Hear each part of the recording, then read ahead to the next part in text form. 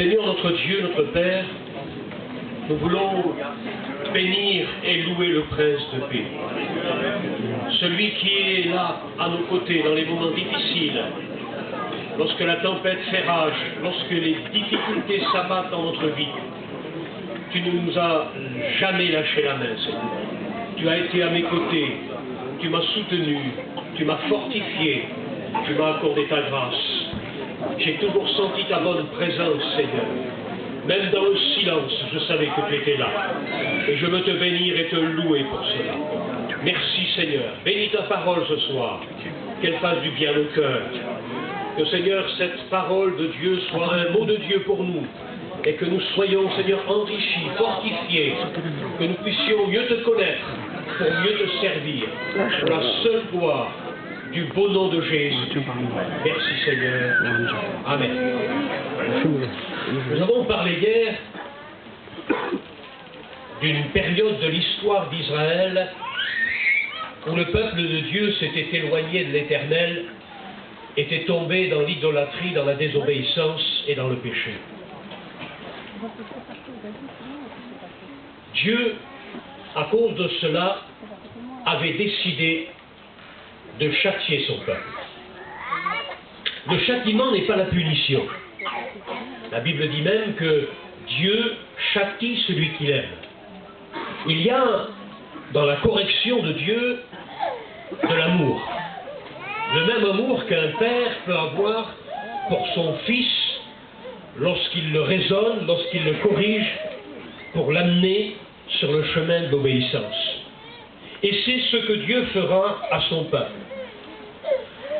Dans une période terrible, Dieu va être obligé de juger son peuple et de l'amener à vivre une épreuve particulière. C'est en 587 avant Jésus-Christ que Juda va être déporté à Babylone. Le peuple de Juda était le seul qui était rescapé et qui vivait à Jérusalem.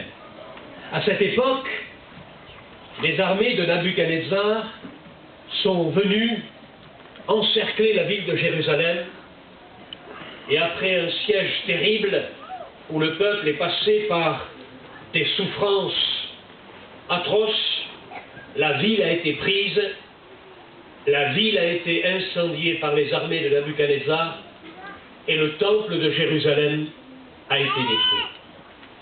Et le peuple de Juda a été déporté pendant 70 ans dans une terre étrangère. Esclaves des Chaldéens, vivant dans la misère, loin de Jérusalem, sans culte, sans sacrifice, sans sacrificateur, sans sacerdoce. La relation avec Dieu était désormais coupée.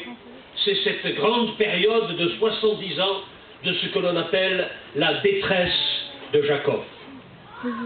À cette période-là, des prophètes se sont levés tels que Ésaïe, le prophète qu'on appelle le prophète messianique, Daniel, qui a été un serviteur de Dieu notable et qui a aussi vécu des expériences extraordinaires, vous connaissez son histoire. C'est la grande période des grands prophètes comme Zacharie, Malachie. Pendant toute cette période, Dieu a parlé à son peuple. Il était dans la déportation, il était dans la souffrance, mais Dieu parlait à son peuple. Et Dieu, au travers du prophète Jérémie, avait fait une promesse. Il a dit, le temps viendra, après 70 ans de déportation, je ramènerai mon peuple sur la terre de Juda et je les ramènerai à Jérusalem.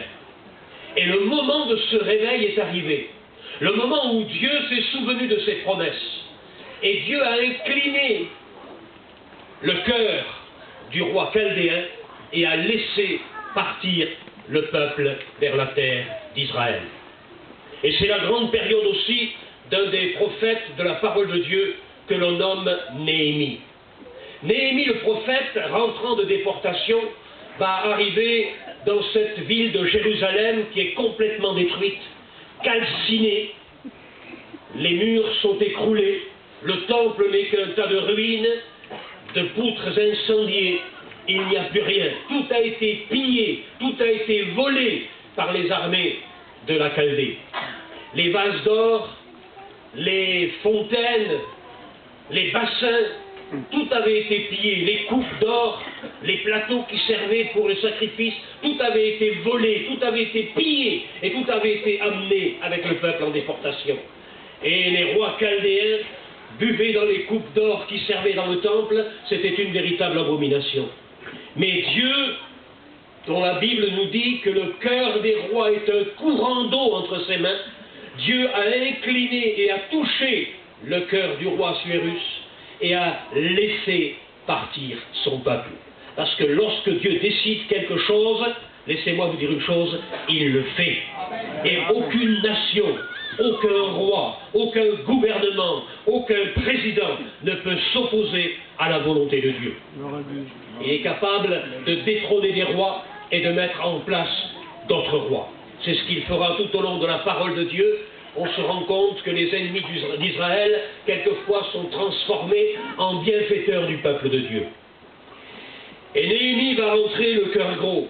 Lorsqu'il arrive devant cette ville de Jérusalem complètement détruite, il y a quelque chose qui va particulièrement le toucher. Il a reçu une vision de Dieu. Et cette vision, on la retrouve dans ce chapitre 2 du livre de Néhémie. Il est dit ici, au verset 11, « J'arrivai à Jérusalem et j'y passai 3 jours. Après quoi je me levai pendant la nuit avec quelques hommes pour avoir, sans avoir dit à personne ce que mon Dieu m'avait mis à cœur de faire pour Jérusalem. » Dieu lui avait mis à cœur de faire quelque chose pour Jérusalem. Lorsque Dieu touche le cœur de quelqu'un, qui lui donne une vision, qui lui donne le vouloir et le faire, eh bien il y a quelque chose qui se passe dans le cœur de cet homme et il ne peut pas rester inactif, il faut qu'il rentre dans le plan pour accomplir les desseins de Dieu. Dieu avait un dessein particulier pour Néhémie. Il voulait se servir de Néhémie pour reconstruire Jérusalem, pour ramener le peuple à l'Éternel, pour reconstruire la ville de Jérusalem, pour reconstruire le temple, pour remettre en place le sacerdoce. C'était là le fardeau, la vision que Dieu avait mis dans le cœur de Néhémie. Puis ensuite, au verset 17, il dit « Je leur dis alors, vous voyez ce malheur et ce malheureux état dans lequel nous sommes. Jérusalem est détruite et ses portes sont consumées par le feu. Venez, rebâtissons la muraille de Jérusalem et nous ne serons plus dans la honte. » Cette parole plut au peuple et aux hommes qui étaient là, et ils dirent « Levons-nous et bâtissons » et ils se fortifièrent dans cette bonne résolution. Amen. Voilà des hommes qui sont voués à, en quelque sorte, être utilisés entre les mains de Dieu pour restaurer le peuple d'Israël, restaurer la ville de Jérusalem et rebâtir les portes de Jérusalem. Vous savez, quand on a l'occasion de visiter Israël, je ne sais pas si beaucoup d'entre vous ont eu l'occasion de se rendre en pèlerinage à Jérusalem, ils ont eu l'occasion de visiter le pays d'Israël et notamment la ville de Jérusalem.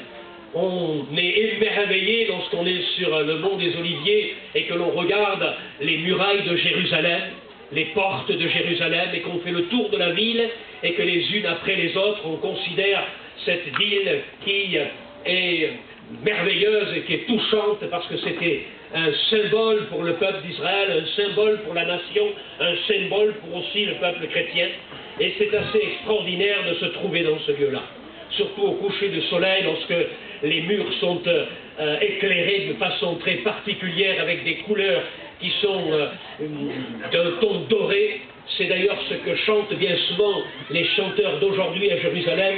Jérusalem, ville d'or et de lumière. Pourquoi? Parce que lorsque la lumière frappe la ville, c'est étincelant comme l'or les murailles de Jérusalem. Mais ce que vous voyez à Jérusalem n'est pas les murailles qui ont été reconstruites par Néhémie le prophète. Vous savez que plus tard, après la reconstruction des murailles de Jérusalem, après la reconstruction du temple de Jérusalem, par Néhémie et par Esdras et par Zorobabel. Plus tard, les années vont passer et de nouveau le peuple va se détourner de l'Éternel et de nouveaux envahisseurs vont venir et notamment les Romains viendront et détruiront à nouveau en 70 après Jésus-Christ la ville de Jérusalem, le temple de Jérusalem, les murailles même de Jérusalem. Et ce que nous voyons lorsque nous nous rendons à Jérusalem, les portes que nous regardons, même si elles ont un aspect ancien, elles ne datent plus, hélas, que de quelques 1000 à 1500 ans au maximum pour certaines. La vieille ville de Jérusalem, elle est sous les murailles que vous voyez de vos yeux, elle est en dessous, à quelques, peut-être 7, 8 et quelquefois 10 mètres en dessous, c'est les bases, c'est les fondements de la ville de Jérusalem qui avait été construite par Salomon et rebâtie par Néhémie le prophète.